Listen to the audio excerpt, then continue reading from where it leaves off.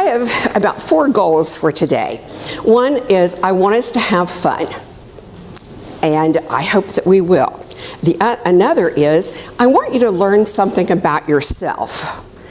Another is I want you to learn something about organization.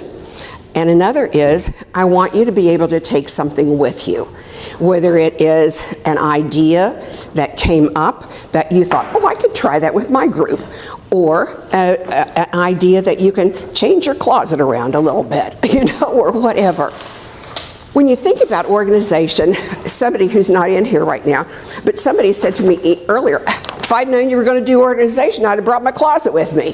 That's not the kind of organization we're going to talk about, although there'll be some things that you will be able to get from that, I'm sure.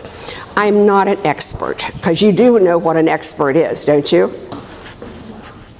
An expert is an old drip. And I am not that. I just am so interested in people, and so interested in success, and so interested in us being all that we can be. And I don't care whether that's because we're having an argument, or because we don't know what to do about this, or because we want to plan something new. I just really want us to be successful with all of those things. I've been around a long time. I've learned a lot of things in my various experiences that I like to apply this to that and make this personal and be able to do that differently and all those kinds of things. So I hope that you'll grasp a little bit of that today as we're being together. Okay, the first thing I want to do is I want to do an activity that I call forced choice. And instead of going to this side of the room or that side of the room, I'll give you a break. And I will ask you to stand if you qualify to that statement, okay? So stand if you think organization is important.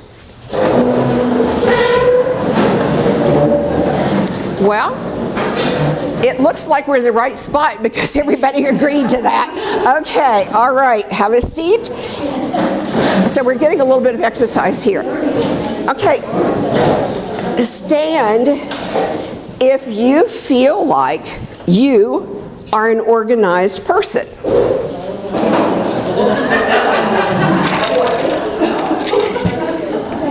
Okay, that wasn't quite as full a crowd, but thank you for being organized.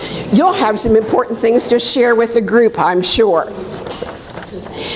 Stand if you feel good about your organizational skills in any area. In any area. In any area. Okay, so we'll want to hear about some of those. Where are you organized? In what area are you organized? Organized at church activities. Okay, we'll want to hear more from you. Here. Where are you organized? In my home. There's a place for everything and everything for its place. Well, you're not married to my husband, that's for sure. Okay, oops, I'm sorry. It's candy. I never travel without chocolate, and I know most of you don't. Okay, where are you organized? I guess in everything I do, I have a notebook, and it's on the shelf, and I know every bit of information that comes in pertaining to that, that's where it goes. Wow. Let's give her a hand. Where are you organized? Washing dishes. Oh. I have a certain order I stack them in before I put them in the sink to wash them. Wow. Okay, good for you. I hate washing dishes. Okay. No, I don't want the candy, but I thought you said that's why you were standing. grocery shopping. I never go to the grocery store unless I have the list that I've made throughout the week as my husband will say we're low on mustard, and mustard goes on the list. Things will go on the list that I may not buy because they're not on sale. Uh-huh. I don't need the chocolate, even though Okay, I'll give the chocolate to you since she didn't want it. I'm organized in packing and moving a house. Packing and moving a house. My son, A lot, and I know exactly where everything is when we get to a house. that's great. My son is moving, so could I have your name and address? My son is moving, buying a new house, so that was fun. I wanted to wonder if when you make the grocery list, do you always remember to take it with you? I will never go into a store if I don't have it. I've literally gone in and it's been in my car, and I've left my buggy with some groceries where I've started and told somebody, watch my buggy, because I've gone back out and got my groceries. Okay, so some of us, it really matters. Some of us, it doesn't matter quite so much, I have a feeling. How many of you, stand if this is true with you, how many of you let me finish first. How many of you like to keep a list of to-dos, and if you do something that's not on the list, you put it on the list just so you can check it off?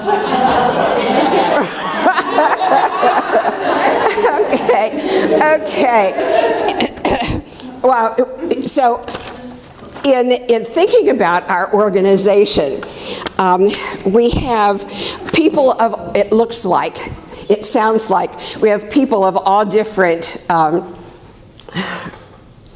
stages, that's a good word, stages in our organization. We're going to do an activity now. You'll think you're in grade school, because I'm, one of my backgrounds is I am a retired elementary teacher. This will be one team, and this will be the other team. Which team do you think are the best spellers? Okay, well, they say they are, so we'll have to see. Take a letter, or maybe you'll have to have two.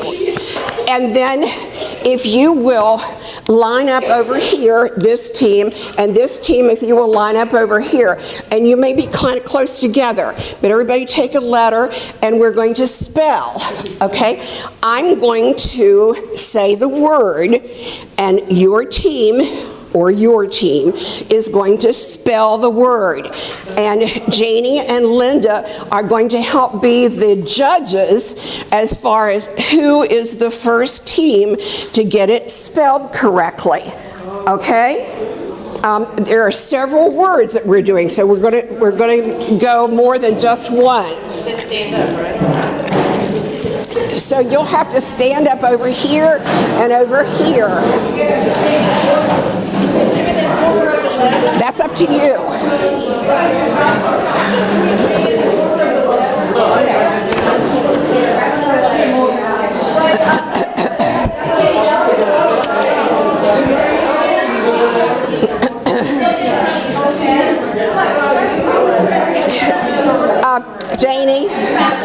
Janie, Linda. So you want to see which team gets the word first, and is spelling it, so you can read it from left to right. And then also, I want you to look for if somebody kind of becomes the boss, someone tells them how to get organized. So you're going to give them the word, and they've got to get in order. Right. Okay, you ready? You got to all be facing me, because I'm going to be able to read your word. Okay. Ready? Don't tell them which direction to put it in, though. Oh, okay. Don't tell them how to spell it. Okay. All right, here we go. And Janie and Linda are going to be observers. One of the important words for me is Cowan.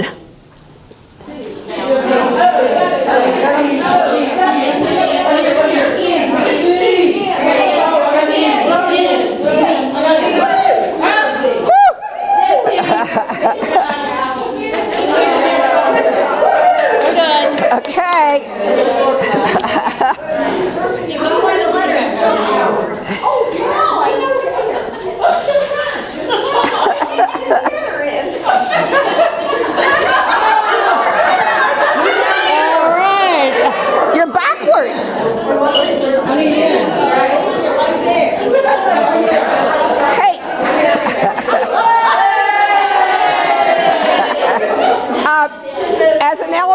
as an elementary teacher, I'm concerned that you read from left to right or right to left. I'm a kindergarten aide. Oh, okay. Well, get them organized. Okay. The next word is travel. Travel.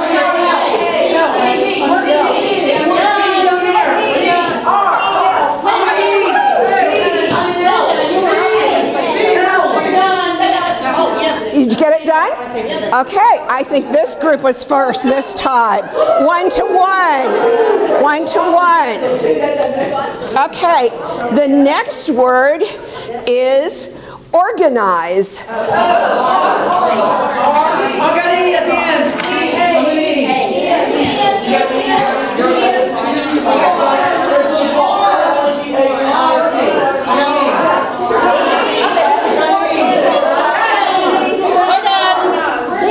Okay.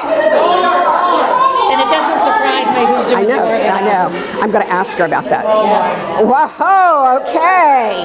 Hang on, let me take the picture. Can you spell it right? They got an S. Okay. They have an S. I know. Why do you have an S? Oh, why do you have? I asked her why she had an S, and she said they told me to. Why do you have a Z? That's the way you spell Did you tell her that? it. Organized. Yeah, you told her to put the Z in? Okay. So sometimes in copying, we do it differently. Now, over here on the wall, don't feel bad that I was using you as a lesson, and that's okay. That's right. I put over on the door, organizemyhouse.com. That is, in my opinion, that's the best organizational thing as far as the house is concerned. And she lives in Great Britain. Okay? And that's the way she spelled it. So if you want to write that down when you get back to your seat, then you can hunt that on the internet. Okay, one more. Ready? Oh, let me ask. Karen, why are you the boss? They told me I was. They elected you. They know. How did you know? I said, hey Karen, you be our leader. Okay, why did you say that? Because I knew we needed a leader. You knew you'd do better. That proved right, didn't it? Okay. Why are you so organized? It's her gift. I've been on women's board with her. Sandra has. And Linda. We know that She has 5 organized. scholarship girls and she keeps them all separate and writes letters to all of them. Okay. So the proof of the pudding, she's organized. Okay. Plus I like spelling too. Okay. Kindergarten aide. The kindergarten aide got him. Okay. She would let them know her letter and tell them which way to go. Okay. Thank you. Drill sergeant youth. Okay. Kindergarten aides are so important, and anybody who's taught knows that. Okay. All right. The next word is arguments.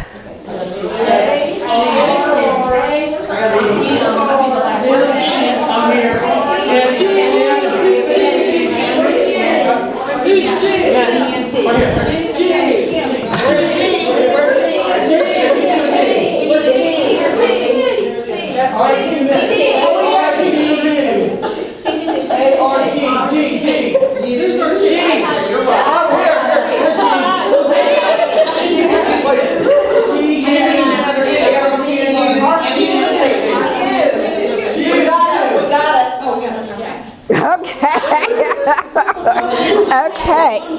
Let me ask, put JD and Linda on the spot just a minute. What have you observed as we were doing that activity? Takes a village. She said it takes a village, in case you didn't hear that. Linda, did you make an observation? Well, yeah, I mean, they are working hard, but they are trying to identify identify. I have an M, and then it's supposed to be on this side of me. Okay. So I think that we had, some of us had more than one letter. And it's hard to be in two places at once. So Alicia had to delegate to get was it the G that you had? The G that you had over where it was needed. Okay. All right, another one. Okay. The next one. Exercise or word? Next word. The next word is Baptist.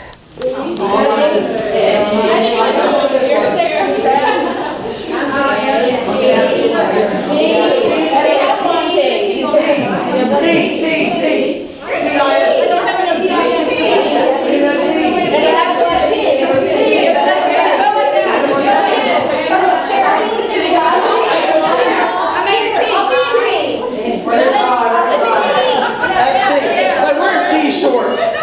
So what are you going to do about it?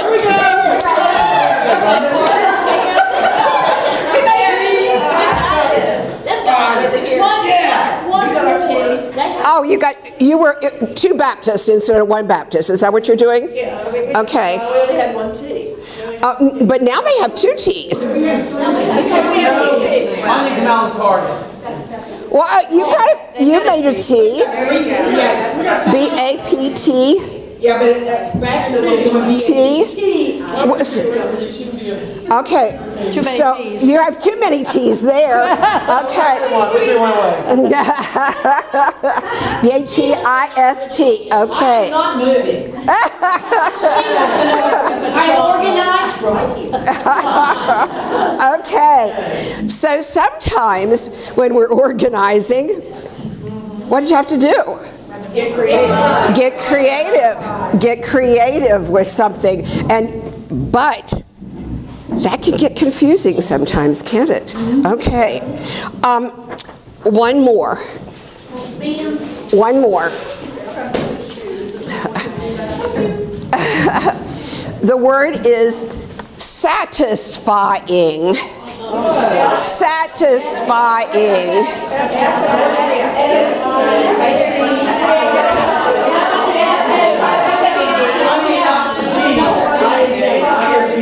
There's I. Karen, step back in. We need a Step back and make it a word. We need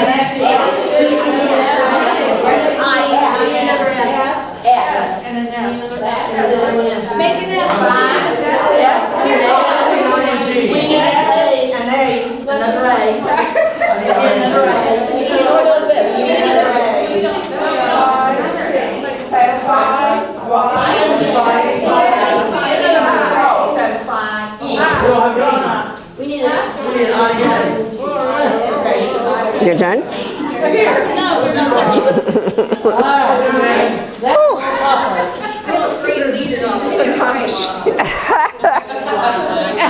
What are you making? Tommy and I. Just do a little. How do you do this? One.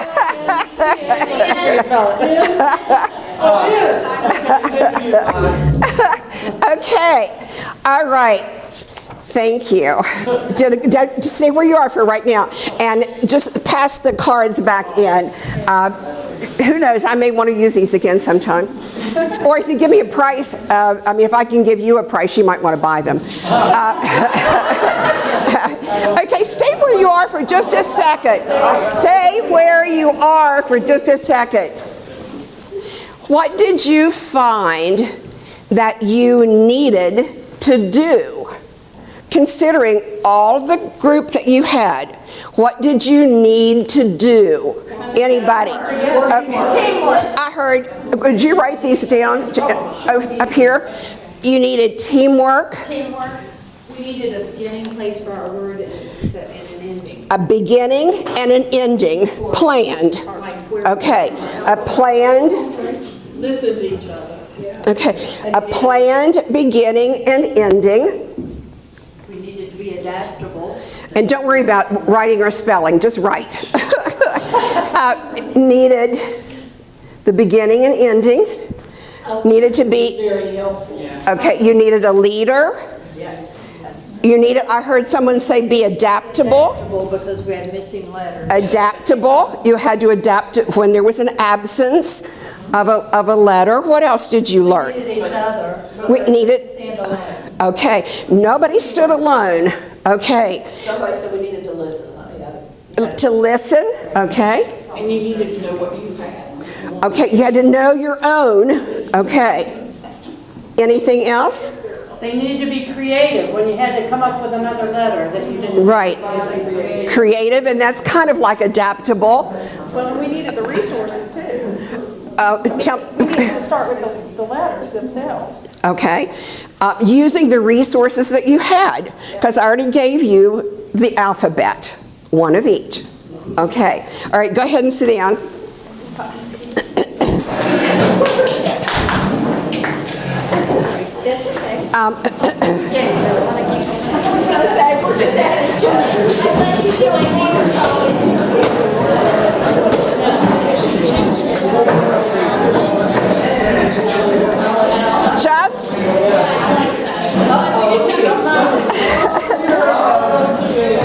Just as kind of a sideline, just as kind of a sideline, anything that I do, you may adapt. I mean, that's how teachers are.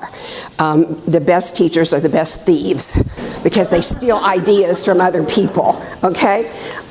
So I think you learned something, perhaps, about organization as you were doing that silly little activity. How would you define organize? How would you define organize? A plan?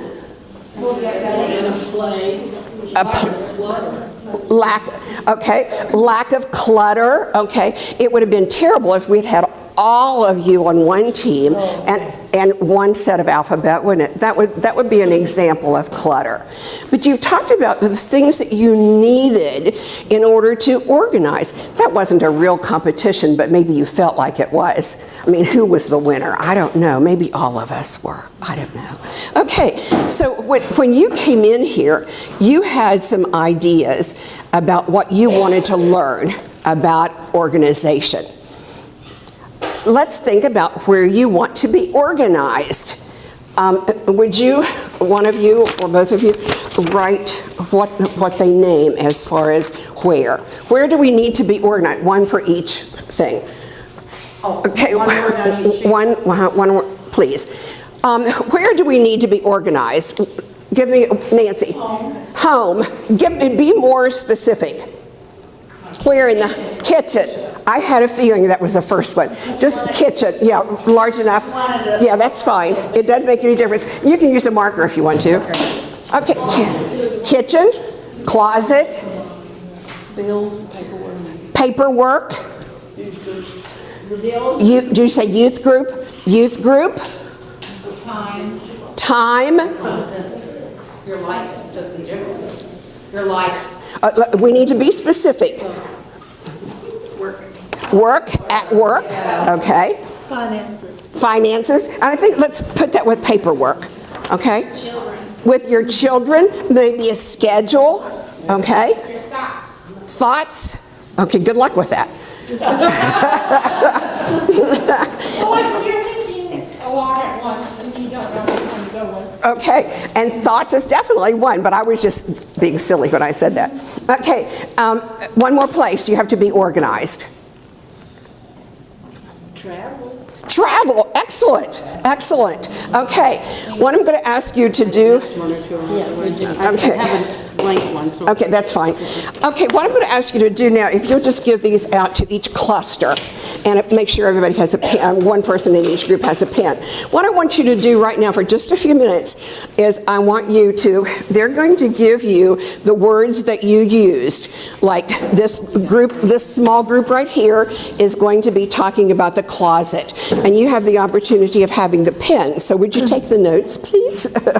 I want you on the back to write down as many tips for organizing as you can think of. What are, like for example, this group is the closet. What are some tips about organizing your closet? Like putting all the hangers the same way or putting the whatever, okay? Do you understand what I'm asking you to do? Okay, let me, listen a minute. I want you, one person, to write down on the back, as many ideas as you can for that particular place. And then I'll tell you to stop. I'm going to give you about 3 minutes.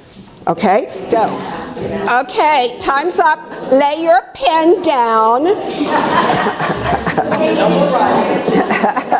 Okay, what I'd like for us to do, just for the next few minutes, I'd like to hear 1 or 2 good ideas from each group. This group is organizing the closet.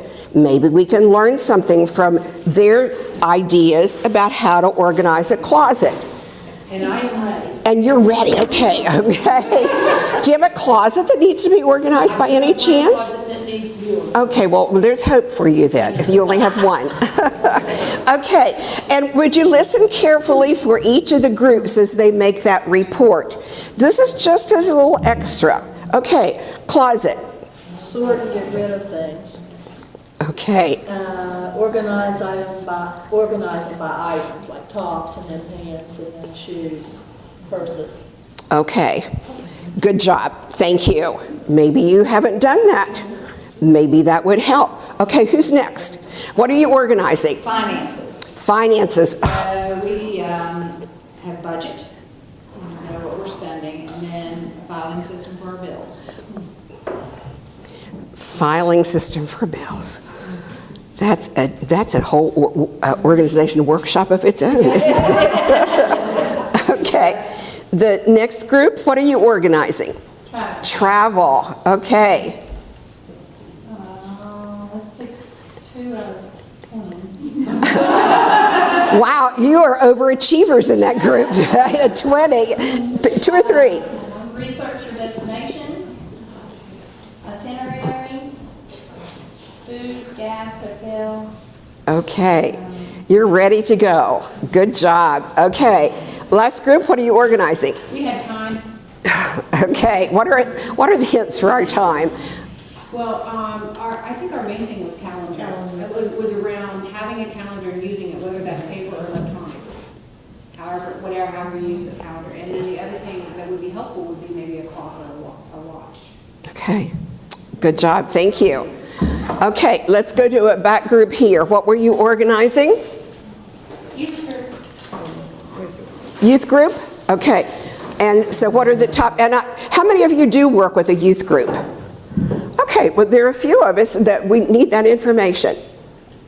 Have your lesson and be a leader. Okay, have a lesson prepared and be a leader. They need that, don't they? They do need a leader. They need to know that there's someone who will help with that. Okay, the next group? Children,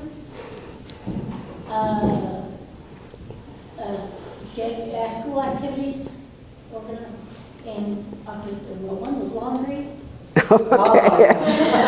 Chores. Okay, chores. Okay, how young can kids have chores? Since they learn to walk between the doors. Okay.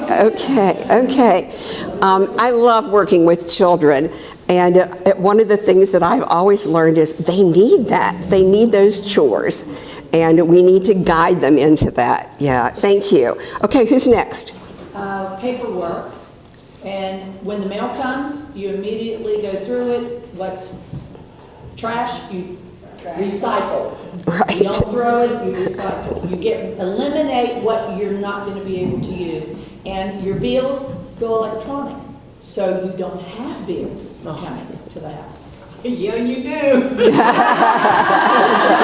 electronic. You're not supposed to. Okay. You need to do And that might be that some of us might need to call our grandchildren to help us to be able to do that. That's an organization of our time, isn't it? And our resources.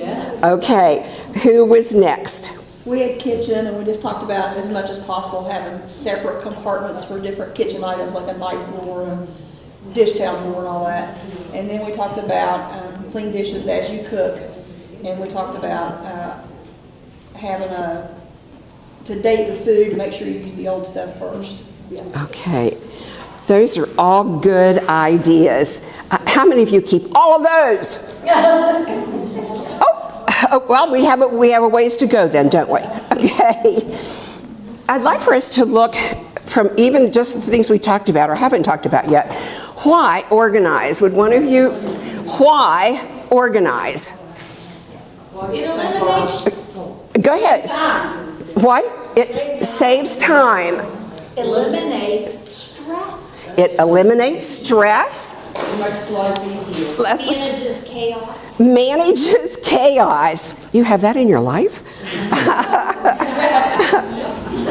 What else? Makes things more efficient. Makes things more efficient.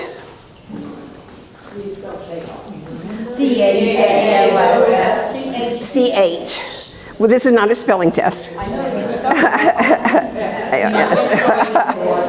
Nancy? It saves your marriage. Dare I say that sometimes lowering some of those expectations with organizations saves your marriage too. Oh, so either way, okay. Any other?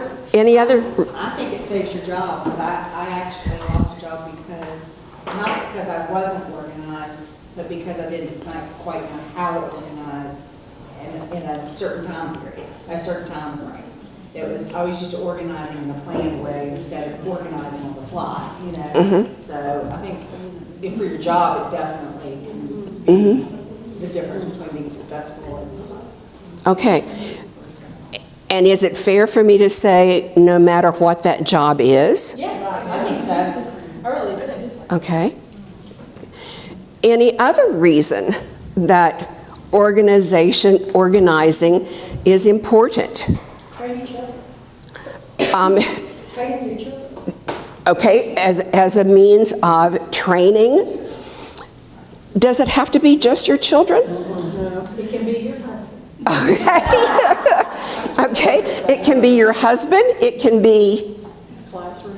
What? Classroom. A classroom, a Sunday school classroom, a public school classroom. Who else train? Who else do you train? Co-workers. Okay. Did anybody say it saves money? Because like Doris said, having a list to go to the grocery store or organize your cabinets so you know you've already got 3 cans of tomato soup, you don't have to buy any more. Okay. And it's money. And you say, I will put some things on the list that I know I'm almost out of, that I don't really need yet. And if I go and it's not on sale, then I'm gonna get it, I don't buy it. I circle it, and when I go home, then I add it to the new list, and we start all over again. And I wait till it goes on sale and then buy it. is anyone here a queen at couponing? Are you? That's great. I volunteer with a MOPS group at home, mothers of preschoolers, and some of those women are real queens. They go to the grocery store and buy this whole cartload of stuff, and they have to pay $1.19 or something. Well, they do it, but they don't need a lot of that stuff too. Well, and that's one of the things they may not eat, but they are really organized in their training. Coupons are digital now too. I mean, you can do it digitally. Right. Never go into a Michael's or something like that. Right. And maybe one of the things we should say here is it helps us use our resources. You mentioned digital coupons. Some of us may be more scared of the digital coupons, but maybe they're more accessible, more easily accessible. Some of us have stopped getting newspapers, and so we don't have those coupons that clip. Shirley? I'm a little, well, this is a question I have. How do you do coupons on websites without getting your email out there to everybody in the world? Is there a way to do that? Okay. And she says no. They just sell email. Retail me not is a good one for coupons. Retail me not. Yes. Okay. Okay. So order what?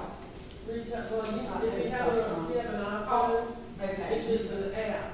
Okay. You don't have to give out your email for that. And if you're in an area, it'll show you coupons in that area. Retail me not. Okay. And you can Isn't make, it exciting to know all of the things we can learn? You know, whether it's about our iPhone or whether it's, some other kind of an idea that we've shared so far. Okay, we're going to take a break for a few minutes. As always, it is always a huge challenge in two ways when we are in a large group like this. It's hard to get everybody back together, and it's hard to quit catching up with friends we haven't seen for how many years? In 45 years. So make sure you catch up after this. Yes. Do you have any questions at this moment? Do you have any questions about what we've talked about? Well, it's either all been as clear as mud or just whatever. Okay. I hope some of the goals have been met already. Let's talk now about a women's group, because one of the reasons that this was designed was by the leadership with the Leadership Academy, which some of you have been really involved with. How many of you are in an active, whatever you call it, American Baptist Women's Group? Okay, that's the most of you. Okay, talk with your neighbor or think about it for just a minute about how can the fun things that we've talked about at home or organizations, what are some of the connecting things? What are some of the similar things that we can look at within our women's group? Talk with your neighbor for just a minute. Do you understand what I'm asking? Is there anything that connects there? And then I want one of you to write.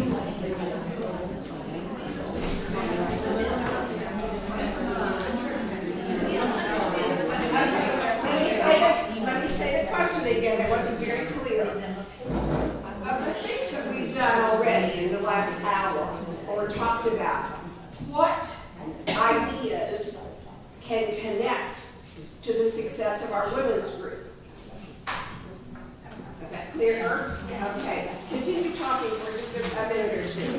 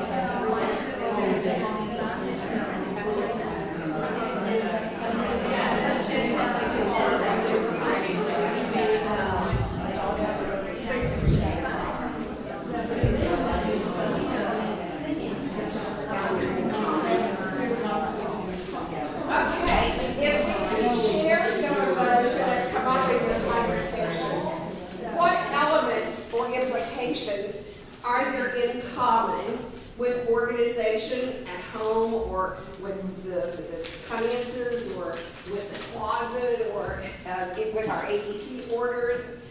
What implications are there for our women's groups? Yes? There has to be a leader. Has to be a leader. Does that have to be one person or can it be co-people? Can it be co-people? Okay. Are any of you having working with two chair people or whatever you call them? Okay. What if you don't? What if nobody steps up as the leader? Okay. Does it have Yeah, that's 2 or 3 years ago, and they know better than me. And I was not actually the chairman, but I saw that everything that we were supposed to do was done.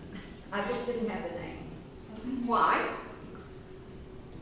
Because I really didn't want the responsibility of it. However, the following year, I ended up with the responsibility.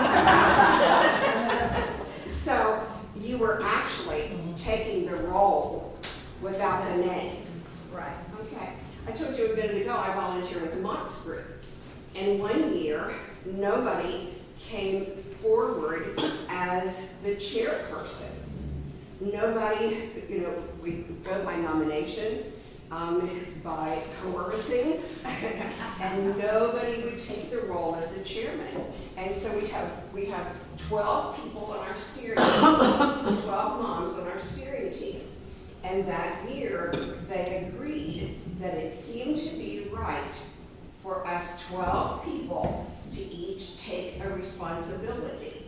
And that's what we did. And it worked out really well. In fact, one of the things that I think worked really, really well was it was a leadership development kind of thing. Now, I'm not saying that's going to work every time, but I think we're doing it wrong if we think that we have to have a leader or a co-leader. Let's pray about it. And let's see what seems to be coming to a head right now.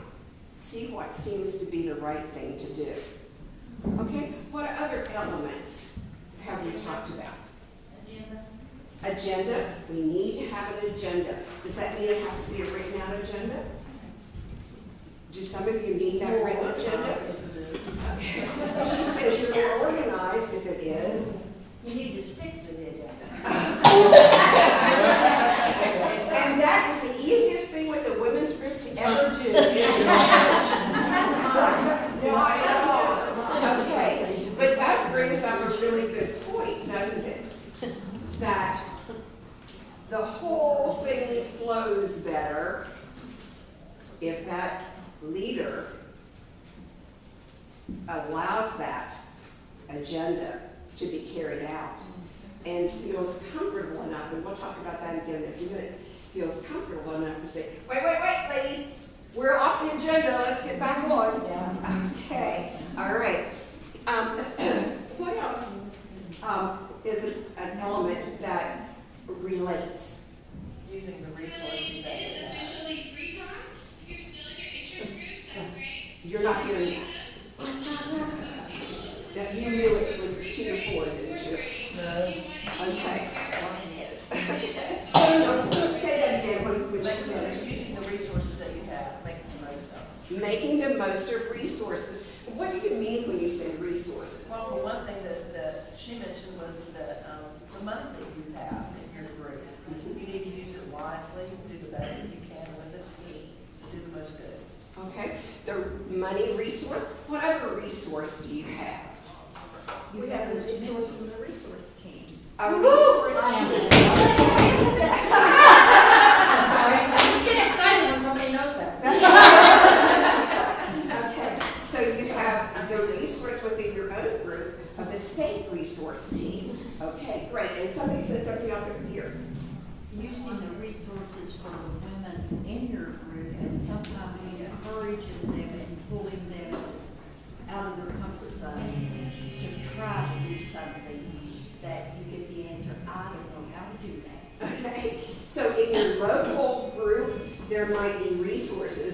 There might be somebody in the church who is not a member of your group who can address that, okay? Or there might be somebody within the community that can come for a particular thing, a particular idea or topic. So those resources are really important. Looking for those resources. Finding out too what, like with us, what 13 others, 13, it's good to find out what some of the other groups are doing, what their resources are and what they're doing too, and maybe put it in yours. Okay, so that communication within your group as well as within other groups, and that's the value of this kind of thing too, isn't it? Okay, sharing those resources. Is there something else that comes to your mind? But each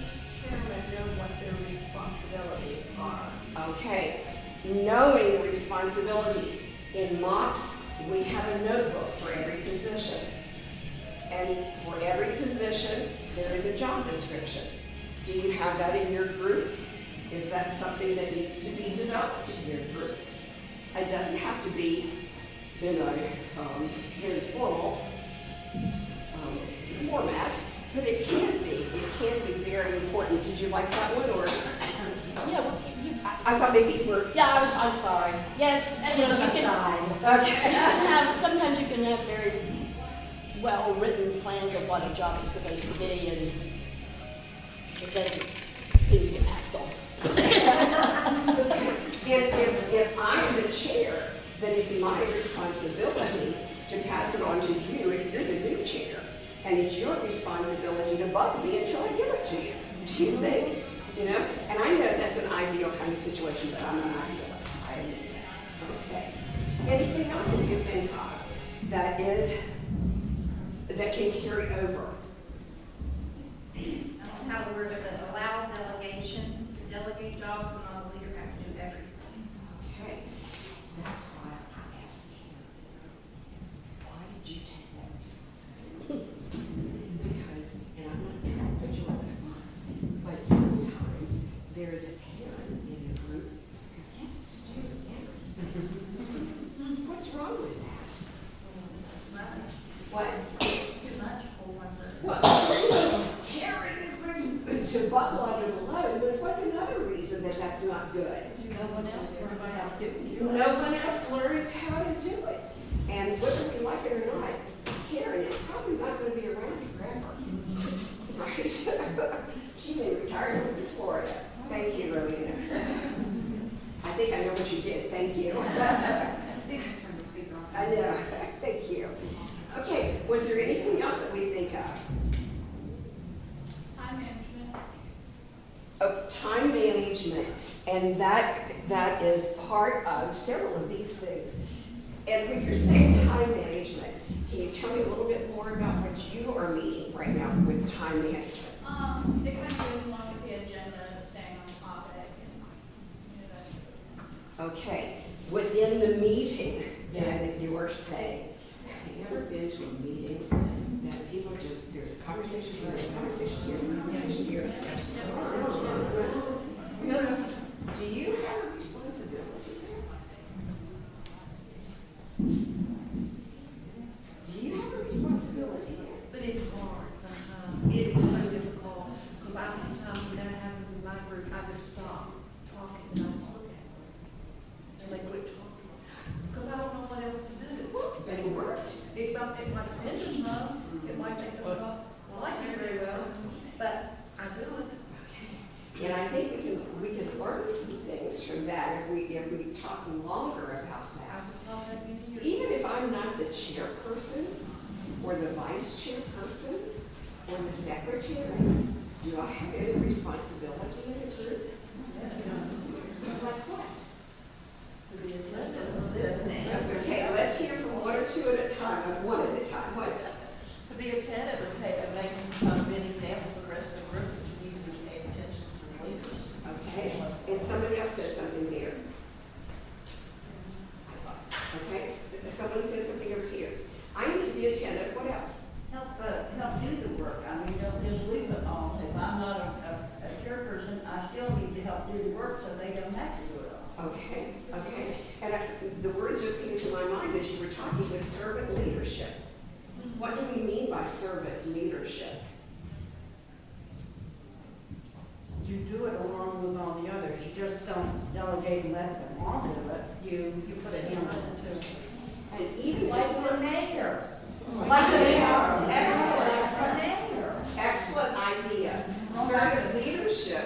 Going back to time management too, I know, not picking on any particular group, but I know of younger women who have been shy away from doing women's work, being with women's work, because they feel like it goes on and on and on and on. Or going to like a women's rally or women's meeting because the business meeting's like way too long, or, so you know what I'm saying? It's just, you know, if they would, because some of these millennials it's more efficient. They've got so many things to do in whatever time slot they can do. It's not that they don't want to do it, it's just they don't want to spend all day doing it. And what responsibility do you have in that situation? You have to figure out, okay, these are the things we have to do, and here's how much time we have, and here are things that may have to be put off till next time. You know, you've got to prioritize and make sure you make the most of your time, and don't let things just, go over. And we just might have to change so that they'll come in and not have the mentality that either they come in the way we do or they don't come in at all. Okay. Excellent points. Janie, you wanted to say something? And along what Jeannie was saying, the resource team, as we've traveled the state in years past and gone to women's groups, we've tried to instill in them that the business, and if you're a leader in your women's ministry, business is the least important part of that meeting. You make that the shortest part of your meeting and make the relationship building, the team building, the icebreakers, the program, the most important part of what you're presenting them. And that has to do with what Alicia said, the time management and agenda. You need to keep that in mind if you're a leader in that organization or part of the board or whatever you call it. And I guess one word that I would offer there from what several of you are saying is the idea of flexibility. This group over here, they had, well, all of you, but this group over here was really struggling for a few minutes with the flexibility of, well, we only have one I, or we only have one T, or we only, I thought this was an S instead of a Z. We have to be flexible with those things. And one of the hardest flexible things for us older generation is accepting some of the way they do it now. Yep. And that is something important for us to look at. If we want, my mother loved Circle. She loved going to the house party at AB. She loved the Circle meeting. But my mother and I were in different generations. My mother's no longer living, but we have a totally different concept of things. I noticed in the worship service this morning, some of us are so comfortable raising our hands. Woo-hoo! Oh, Lord. And some of us are like, And like you said, be willing and able to change. okay. And Nancy? If we always do what we've always done, we'll always get what we always got. Oh, and you've heard that before, haven't you? And some of us are losing our membership because of that. Because I'm just not interested in the same old. And two, if we want these young people to come in, we probably should talk among our older selves about some of the things that we do and don't say. When they come in and say, well, could we do this like through the email or something? I don't have an email account, I don't even have a computer, I'm not gonna do that. And the next thing you know, next meeting, they all come back. They all come back. But it's okay that you don't have a computer, and it's okay that they do. But you need to not make them feel bad that they're wanting to join, but you want them to join with. And do you have the spunk to be able to say to bring it near? It comes all the time. This is her joy that comes to Circle. Do you have the nerve or the guts or whatever the word you want to use to say to bring it near? No. Okay.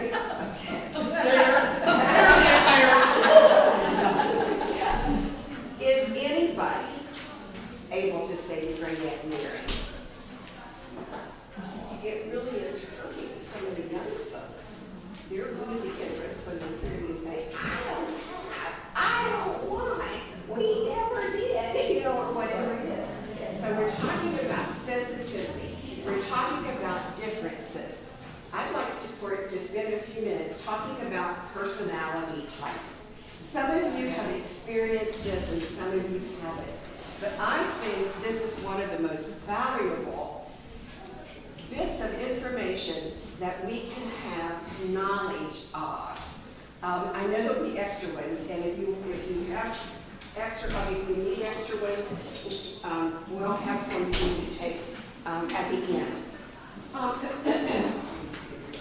Great Aunt Mary sounds like she's a melancholy.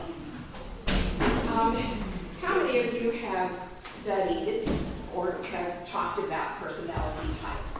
You know what your personality type is. Well, if you look this up in any psychology book or on any internet, you'll find all kinds of different things. You'll find a fox and a dog and, animal names. You'll find colors. You'll find fruit.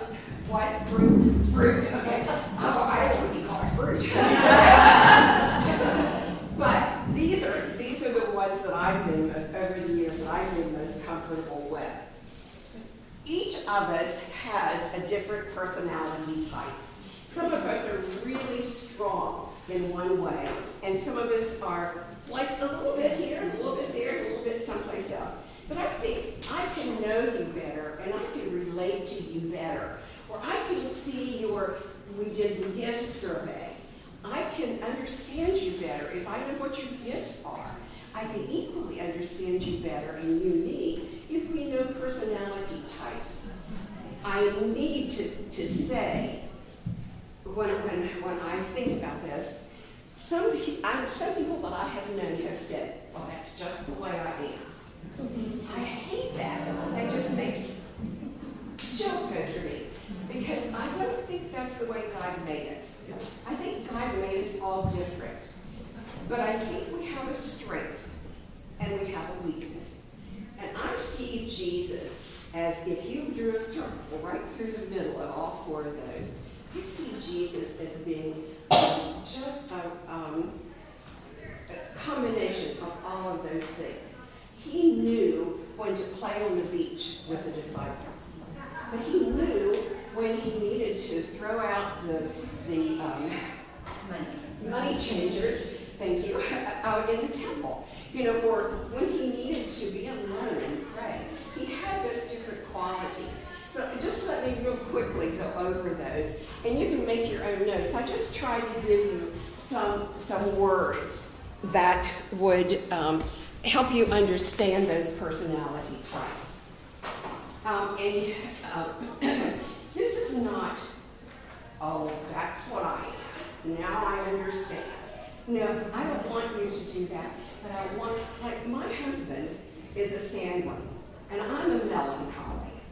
You know how opposites attract? But after opposites attract, they drive each other crazy? That helps me understand, and that helps him understand. Or if I have a coworker who's very phlegmatic, I'm not going to ask them for an opinion a lot of times because they are more the middle of the road. Let's talk about each of them. The sanguine, and I bet there's one in every group. The sanguine is the one who is very enthusiastic. And Lee Ellen this morning, I think, showed me a very sanguine personality, and I have never seen her before. But, her talking about bouncing and her friendliness and all that, initially, I think that she's a sanguine. The sanguine likes to be the center of attention, is usually an extrovert, likes to have fun in any situation. It's a rainy, gloomy day, but by golly, the sanguine is going to have a good time anyway. They may go wade in the creek or throw stones, or not you, but doing fun things. The sanguine loves being the center of attention. And I'm talking about extremes. The sanguine, if we're going to have a party, I forgot about getting ice. Oh, let's just have hot dogs. Did you not bring the buns? Did I forget to tell you to bring the buns? That's a real sanguine type personality. Does that make sense? Okay. My guess is that the women who run these kinds of events may not be sanguine. But if they are sanguine, bet you they have a melancholy along their side. At the Habitat Conference, there were 2,600 people there, I think it was, and we had a sit-down dinner where we were served. And I was overwhelmed at the responsibility that those people took. They were definitely melancholy, or they had a melancholy or a choleric person to be in charge to make sure all the details were covered. The choleric person is the boss. And you notice there's some positive things and some not so positive things about the choleric. There's some positive and negative things about any of these, in fact. But the choleric may be short-tempered because he or she is all business. I don't have time to waste with small talk. This is the way we're going to do it. If you don't like it, you can move on. That's the choleric kind of person. The melancholic person is the one who sits on my husband, makes fun of me sometimes because I'll be thinking about something, or we'll be shopping for something, like the new recliner. And he would go over to the recliner and he would,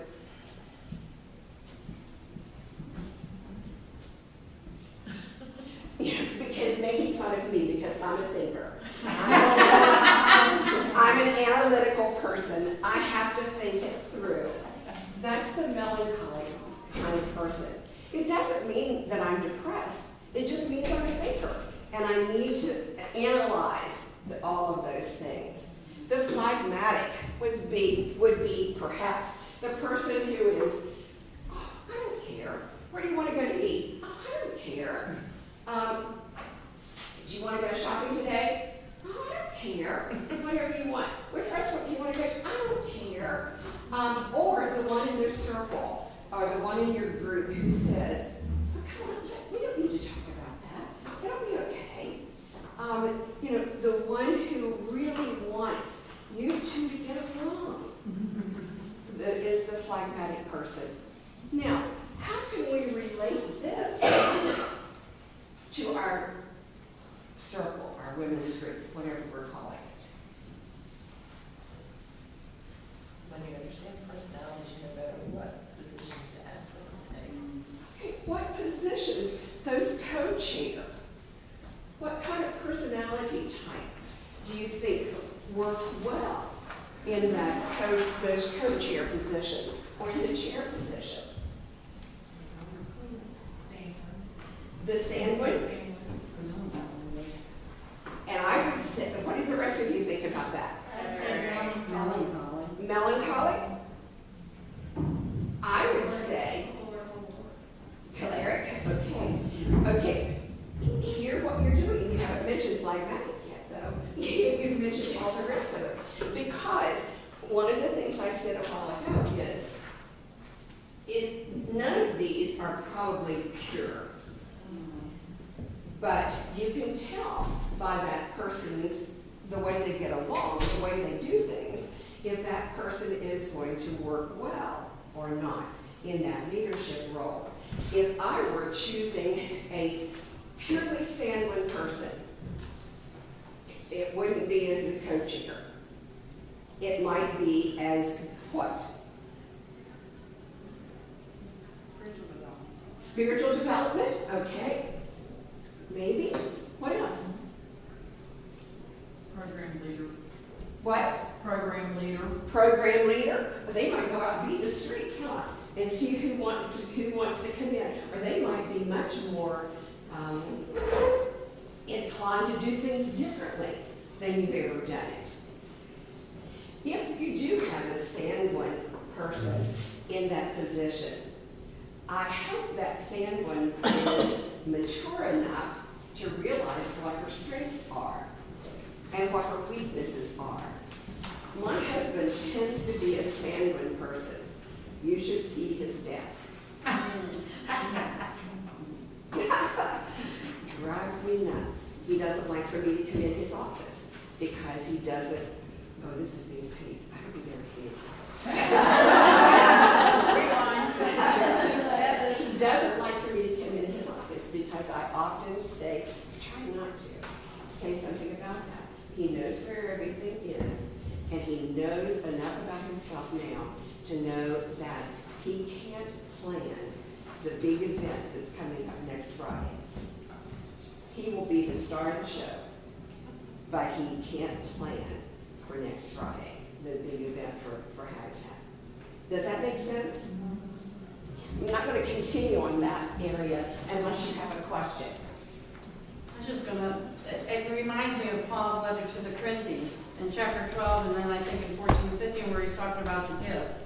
And the body, the church body being made up of not only eyes and not only ears and not only feet, not only hands, but where we all work together. That's what that's saying. All our personality types work together. Right. Right. Good. Thank you. I hope you are beginning to look at yourself and say, that's kind of where I am.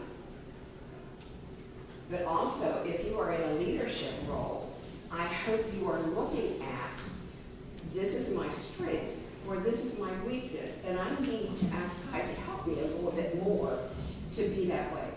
I tend to be an idealist. I already told you that. I'm a melancholy, and I want things to be perfect. But in this world, it's not going to happen. Right? And so I have to continually ask God to help me not to be less critical. For example, does that make sense? Okay, and another thing I wanted to share with you is leadership styles. And here again, this is just for giving you an idea. And I'm going to wrap this up as soon as I can. But I wanted to look at leadership styles. And there again, these are just ideas. Did you want one for the road? Oh, she got me. Okay.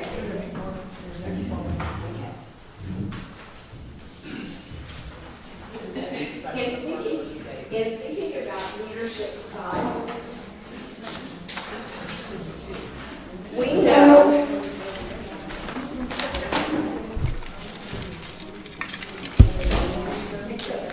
if you've been around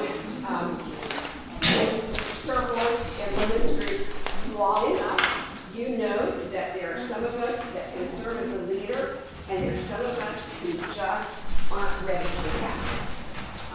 There are some of us who become a good leader after experience. There are some of us who are thrust into a leadership position and have to learn it right then, right on the ground, so to speak, but I need to hit the ground. But in looking at the leadership styles, and there again, you can find, if you look on the internet, you can find all kinds of different words. But just looking at the pragmatist, idealist, diplomat, and steward, if you have worked outside the home, then you can plug in one of these spots where your boss was. Or if you're a boss, you can plug in where you are as a boss. And some bosses are easier to work with than others. And part of that is your personality difference and his or her personality difference, as well as the leadership style that they've developed. The pragmatist has very high standards. The pragmatist wants to win.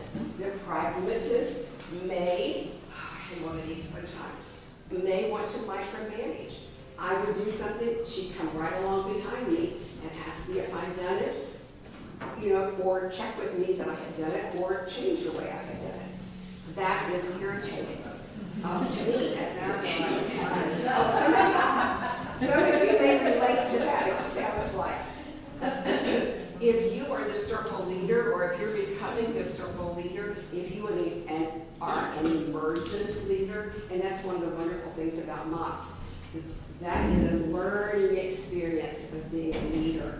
And you may experience that within your circle, especially as young people are coming in. They may not see all of these details the same way that you have. So maybe that is where I need to change the way I'm looking at that. And that can become less of a priority for me. There are some things I'm not going to give into, or you are not going to give into. It is important that we have a love gift offering.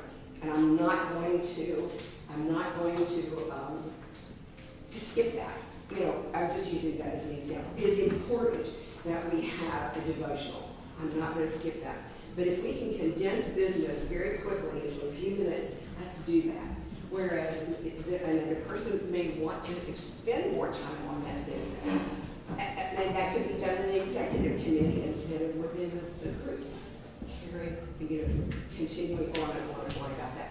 The idealist is often very lively, very interested in everybody's success, really likes it when, like, if I'm the idealist and you're my crew, I love it when you're successful. I love it when I see creativity going on. That's the idealist. The diplomat may, you know where the word diplomat comes from, diplomatic. The diplomat is diplomatic in what he or she does. They want you to be successful. They want to be able to build you up, to help you learn those things that you haven't learned yet. And then the steward is dependable, values rules. Let's do it this way. You can't talk me into doing it a different way because that's the way we've always done it, kind of idea. Okay? That's just a brief overview of that. Now, I want us to think in terms of,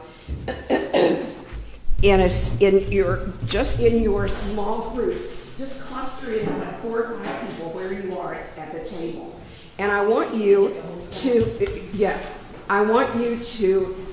match in these we have the leadership styles and the personality types. And I want you to try to match them. Who do you think of the leadership styles? Who do you think is the idealist? Who do you think is the student? Just real quickly, match those. And here again, it's not 100%. I want you to look at those characteristics.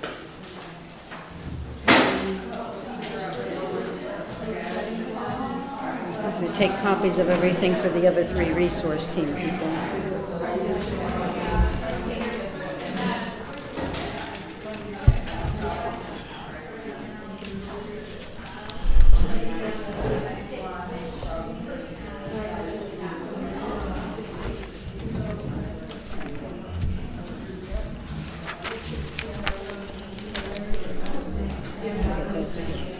Can I go ahead and are these just handouts? Those are just handouts at the end with these. Okay.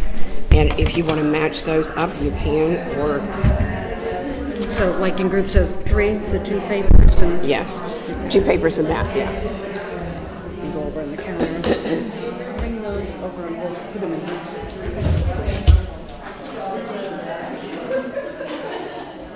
Okay, let's hear from you. Let's hear from you as far as how you match them up. You match the sanguine with who? The idealist. I think that's the way I would do that. Do you have any question about that?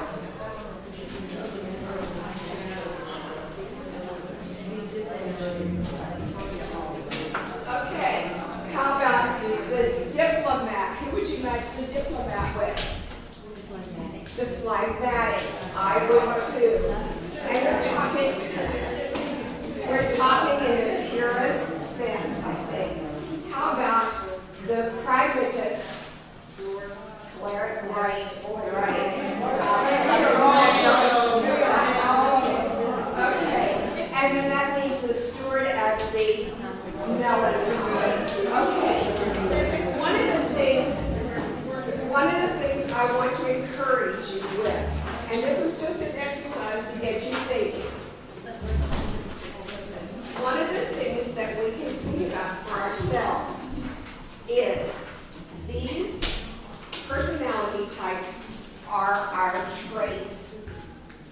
and they come out when you least expect it. You know, they come out. I may try to change being so sanguine, but it will come out. You see what I mean? If I'm a Claire, I may try really hard not to be so bossy, but it may come out. You know, a trait always comes out. The style, the leadership style, is always more flexible. Is always, I'm learning to do it this way. I think that's just a good thing to know about ourselves. I am learning my style. I'm learning my style. My trait is natural. That doesn't mean I can't change it, but my trait is natural. Does that make sense? Yeah. Okay.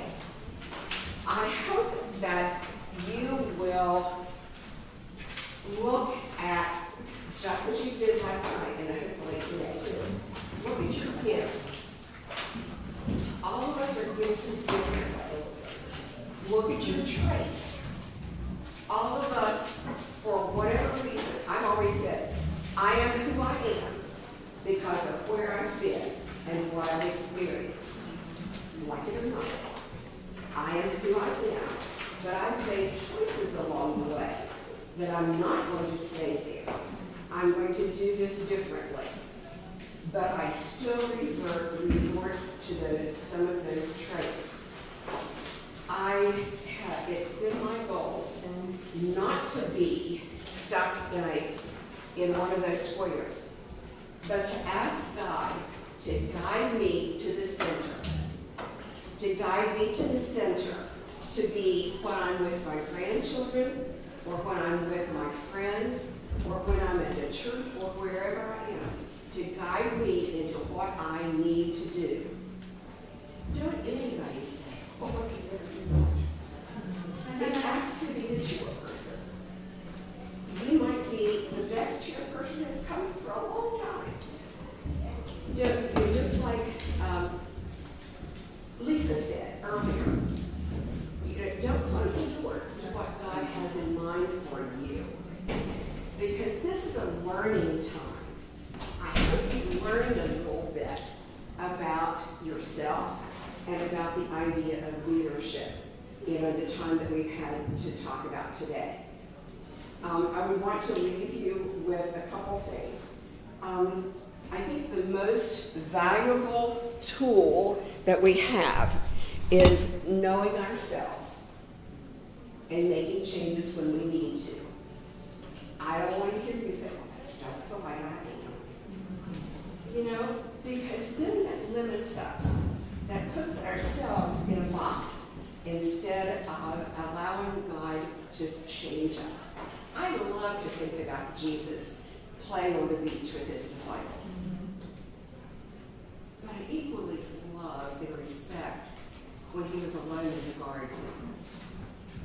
I love looking at the differences with Jesus and the way he led his disciples, the way he taught his disciples to live. And we're all a work in progress, aren't we? Okay, I was going to do this in groups, but I think I'm just going to do it as a total group right now. Because we've done a lot of group work. I wanted to leave you with 3 scriptures. Acts 3:19. And I wrote it out in case we did some small group work.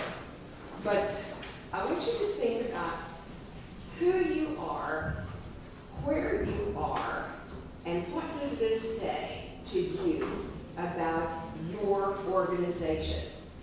Whether it's your closet, or your position in the women's circle, or wherever you are, what does this say to you? This is from the NIV, turn to God so that your sins may be wiped out, that times of refreshing may come from the Lord. What does that say to you? You're going to have bad times, but you're better. Okay, believing bad times, good times will come. What else? You can pick up the sermon. You can start over. When you've got burnout from women's work, what's it say, a time of refreshing? Time of refreshing. I bet that a lot of you came here this weekend as a time of refreshing. Maybe for some young moms, it was just to get some sleep. Maybe for you it was to get some Okay, another scripture is from Matthew 23:8. Matthew 23:8. And this is from the Message translation, which I use a lot. Don't let people put you on a pedestal. You all have a single teacher, and you are classmates. Don't set people up as experts over your life, letting them tell you what to do. Save that authority for God. Let Him tell you what to do.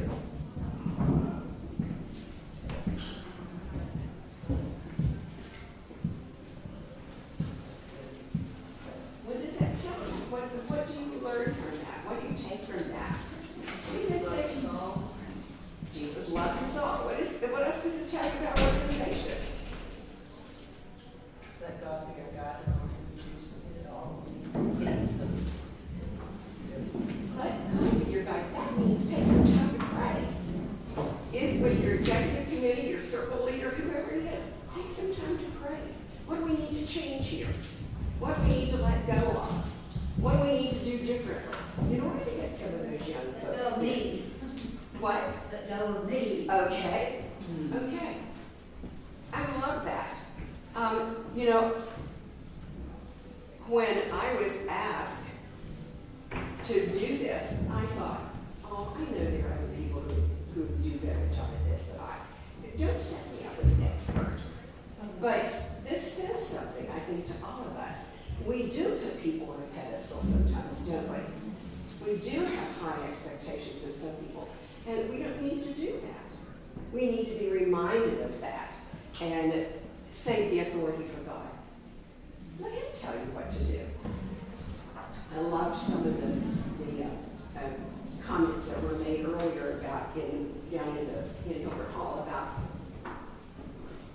how God spoke, how God speaks, how even sometimes God puts a thumb in your back.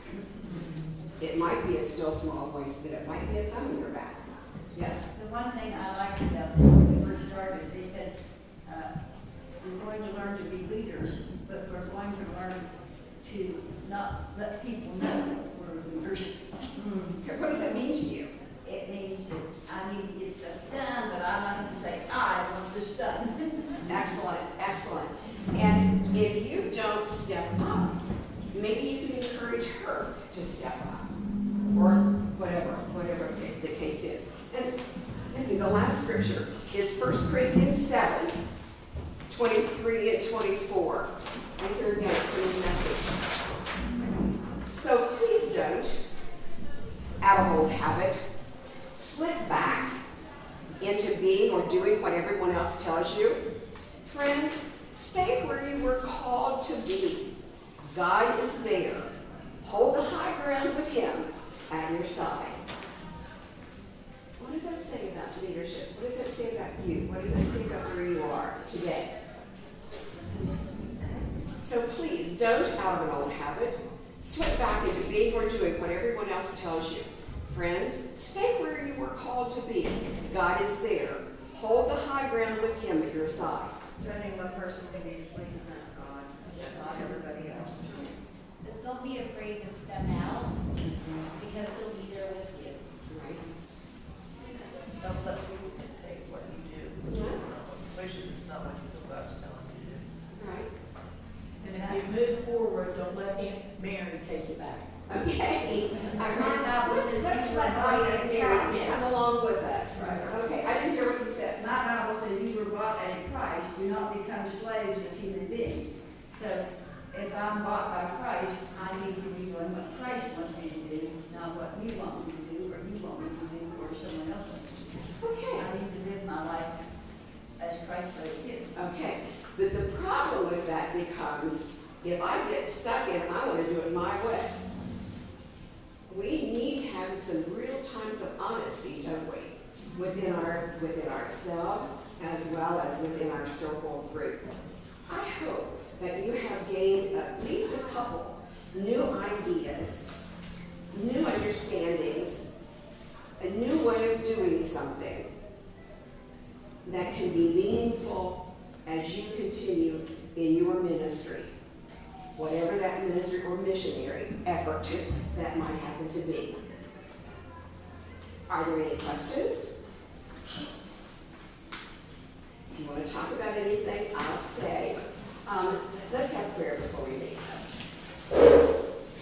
And then before you leave, there are extra handouts and an extra little magnet that you can put on your kitchen and on your kitchen refrigerator or someplace else that's magnetized.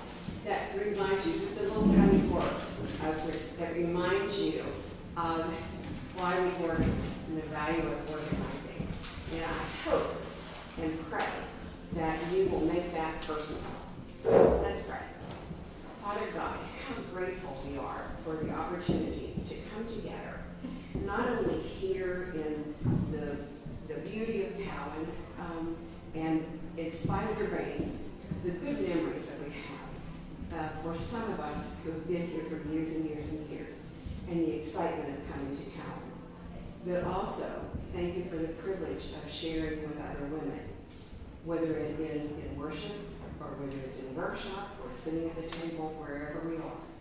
Thank you for this group who has gathered and spent 2 hours thinking together about leadership. Thank you, Father, for each one and for who she is and for where she is and where she can move to, where she can, what she can become under your leadership and under conversation with others in her group, whether it's one person or 2 people, whatever it is.